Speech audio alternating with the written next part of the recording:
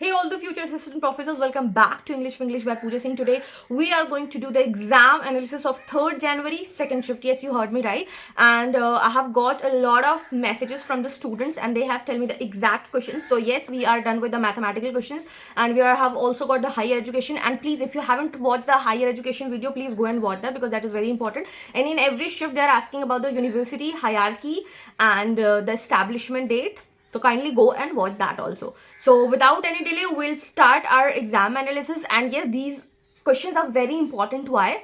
Because if you're having your examination on 5th January, 6th January and 7th January, it is going to be very helpful for you. So kindly do not miss it. Watch till the end and let's get started. So the very first question was from change in origin. So the mean and the standard deviation of 70 observation. How many observations? 70 observations are 47 and 9 respectively. If 3 is subtracted from each observation, the new mean and the standard deviation will be. What it is saying कि आपको क्या करना है, ये mean क्या है? Mean है आपका 47 और आपका स्टैंडर्ड डेविएशन है वो है 9. Standard deviation is always independent of the changing value, so this will remain 9. तो जो 9 है आपका, अगर आपको ये पता है कि स्टैंडर्ड डिविएशन सिर्फ 9 रहेगा तो आपको ये डायरेक्ट आंसर यहाँ से मिल जा रहा है 9. और बोल रहा है कि हमारा क्या था, मीन 47 था और उसमें बोल रहा था कि 3 सारे ऑब्जर्वेशन से माइनस करना है, तो उसमें से माइनस करेंगे तो कितना आ जाएगा 44. So correct answer is 44 and 9. ठीक है, you can read the explanation here. Now moving forward, आपका क्वेश्चन है ये यूनिवर्सिटी हायरार्की. कल ही एक I have given the video जिसमें सारा यूनिवर्सिटीज हायर एजुकेशन का पेपर 1 का वीडियो अगर आपने अभी तक नहीं देखा है, kindly go and watch that because that is very important. Why? Because I have mention all the universities in the order and their publication. Okay, so establishment date, sorry, arrange the following in the correct order, highest to lowest of the officers in university. Very important. अगर आप किसी college में जा रहे हैं, so you should be knowing कि क्या वहाँ का हायरार्की है, कौन सबसे बड़े हैं. तो सबसे बड़े हमारे होते हैं chancellor. So 2 options are there, chancellor, vice chancellor, यहाँ तक सही है. ठीक है, उसके बाद फाइनेंस ऑफिसर नहीं आता. फाइनेंस ऑफिसर सबसे लास्ट में होगा, तो सबसे लास्ट में क्या है, finance officer.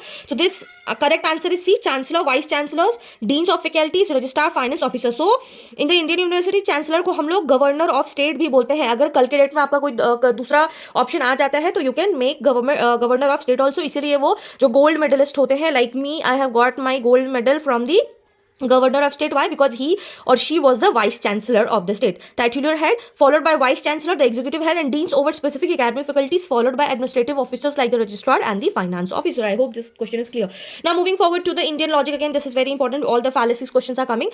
The fallacy heta bhavasa produced in the conclusion due to the repudiation negation of sadhya by hetu is known as which of the following? If you have studied, then only you will be able to understand the Indian logic. Otherwise there is no scope कि आपको एक दिन exam के पहले आ जाए. The right answer is विरुद्धा. ठीक है, इन न्याय लॉजिक विरोध मतलब होता है the contradictory middle occurs only when the reason हेतु is offered to prove the existence of the major term. साध्या actually proves is opposite, it directly contradicts the negation the conclusion it was intended to support. Then there was a question from ICT network computers. तो बहुत सारा कल examination होता है multiple shifts में. सो आप देख सकते हैं very easy question.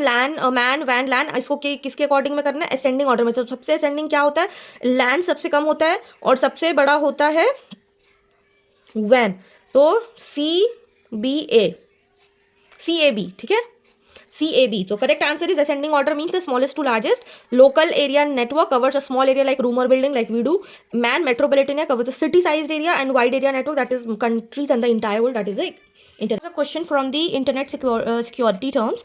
Phishing, hacking, spyware, viruses. So what it was कि आपको ये पूरा पैराग्राफ पढ़ना है और उसके बेसिस पे आपको करना है. The very first answer will be illegal access. Illegal access means hacking. The very first answer will be hacking. Then there are the programs that self replicate and are design to disturb computer system. Computer system कौन करता है, hack, virus.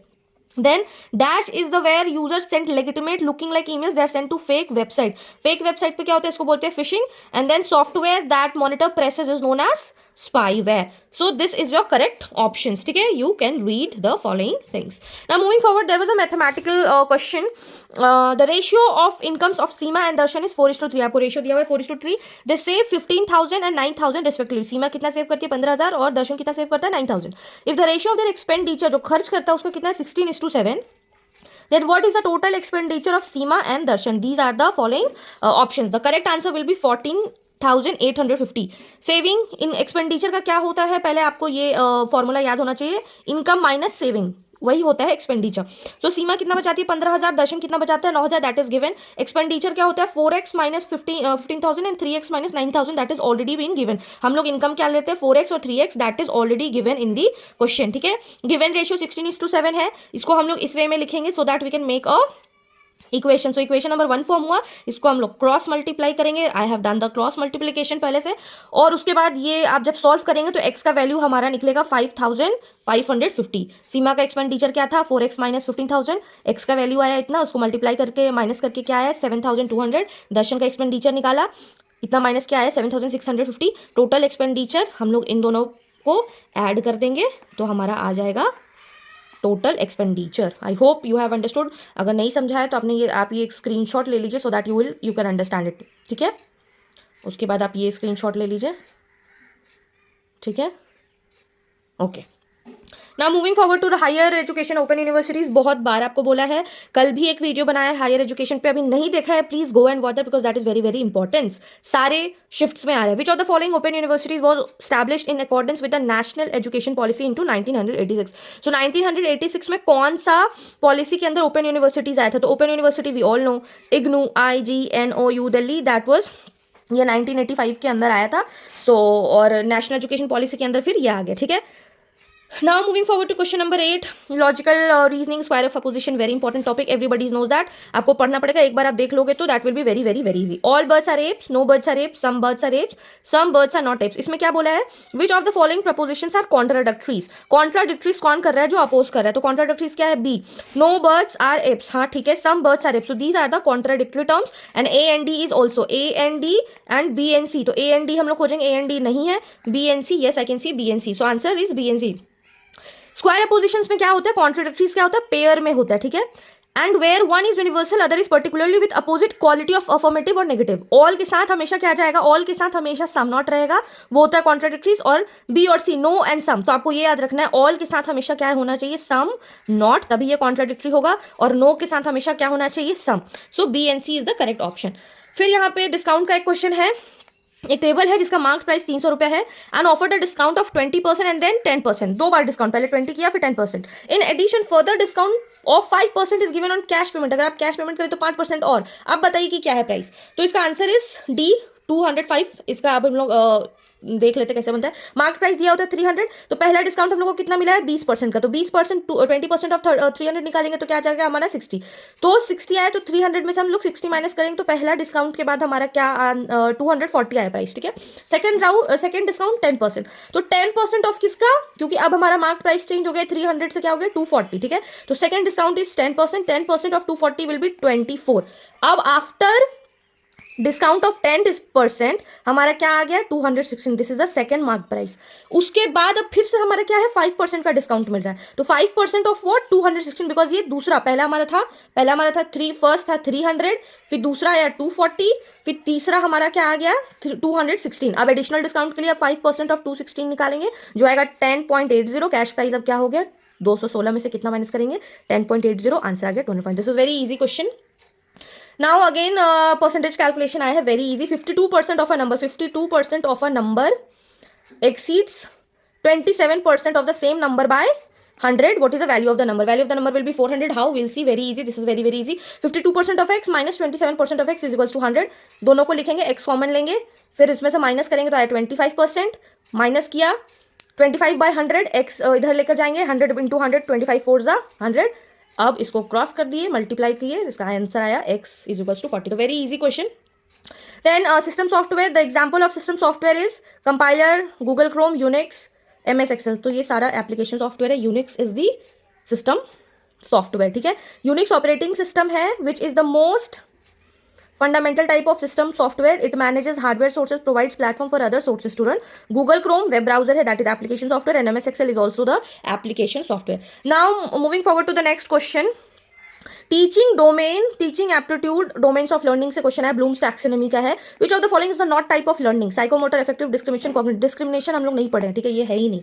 सो blooms taxonomy में 3 main learning है, cognitive, जो कि mental skill और knowledge के बारे में बताता है. इफेक्टिव दैट इज ग्रोथ के बारे में बता रहा है कि फीलिंग्स और इमोशनल एरिया क्या है, एटीट्यूड और सेल्फ. साइकोमोटर मैनुअल और फिजिकल स्किल्स. डिस्क्रिमिनेशन कोई कॉग्निटिव प्रोसेस या विद इन लर्निंग, ये है कि जैसे थ्योरीज है Gagne's, but it is not one of the primary domains in learning Bloom's taxonomy. ठीक है.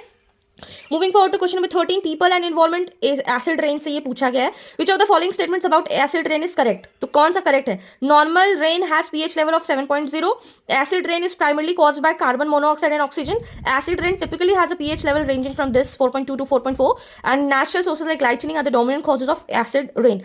What is the correct statement? The correct statement is this, because 4.2 to 4.4 is the acid rain. pH का लेकर अगर आपने class 9 में अपना chemistry पढ़ा होगा तो आपको पता है एसिड रेन का जो पीएच लेवल होता है वो ये होता है. ठीक है. 5 से जो भी कम होता है इधर एसिड होता है, 5 से ज्यादा होता है उसको बेस बोलते हैं. ठीक है.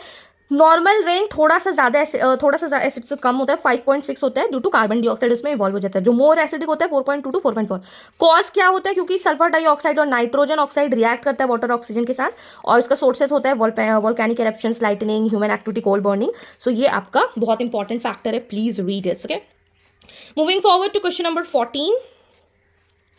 And this is the last question. Which pollutant released mainly by coal burning power plants is a primary contributor to acid rain? क्या है. तो सबको पता है सल्फर डाइऑक्साइड है. क्यों. क्योंकि ये गैस कोल बर्निंग से निकलता है, इंडस्ट्रियल प्रोसेस से निकलता है, और ये जो NO नाइट्रोजन ऑक्साइड्स है ये मोटर व्हीकल्स और power plants, so both reacts to the sulfuric and nitric which causes in the acid rain. So this was it for today's video. So that's it for today's video, and yes, do read all the points that I have mentioned and see how you can eliminate and how you can see the maths, trick wise. You can see before doing the calculation, do the approximation. That helps a lot in UGC NET paper 1. And all the best for your examination. And yes, if you found this video helpful, do not forget to like, share with your friends those who are preparing for UGC NET and they are having their examination tomorrow. And if you're new to this channel, do not forget to subscribe. Till then, keep learning, keep shining. All the best.